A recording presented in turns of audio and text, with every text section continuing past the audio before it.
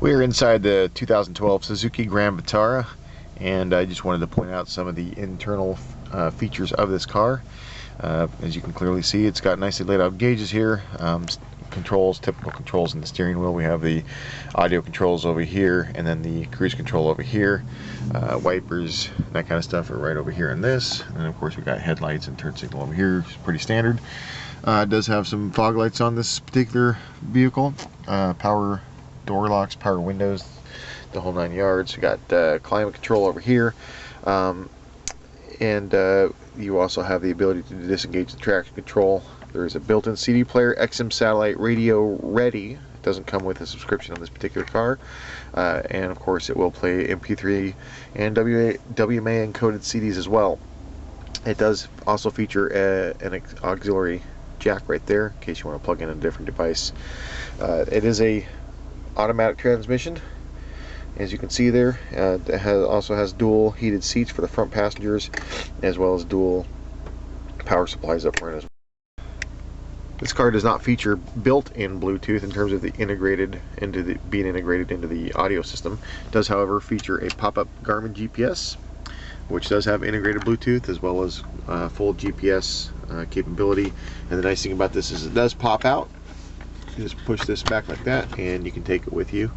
Kind of handy if you're ever out in the woods or that kind of stuff. So I like that feature. It's very utilitarian, and it kind of goes with the theme of the rest of this car. As you may have noticed, it does, well, it's kind of hard to tell here, it's dark, but it is rubberized floor mats. It does have kind of a foam rubber type material on the seats, so it's very easy to clean. You could definitely take this thing out and get it muddy and not worry too much about it. Look, panning around to the back here, there is room for 5 passengers. It's actually pretty ample room, if you will. I mean, I don't think it's too crowded back there, all things considered. Kind of hard to tell now, but anyway, overall very roomy cabin considering the overall size of this vehicle. And there is, of course, a rear cargo area cover that you can see that's deployed there behind the rear seats. So overall, kind of a neat little vehicle to drive. I guess the only thing that I would like more of in the Grand Vitara here is more power. The little 4-cylinder motor wraps out pretty good, but it just doesn't quite have the muscle that I would like to see in an all-wheel drive vehicle like this.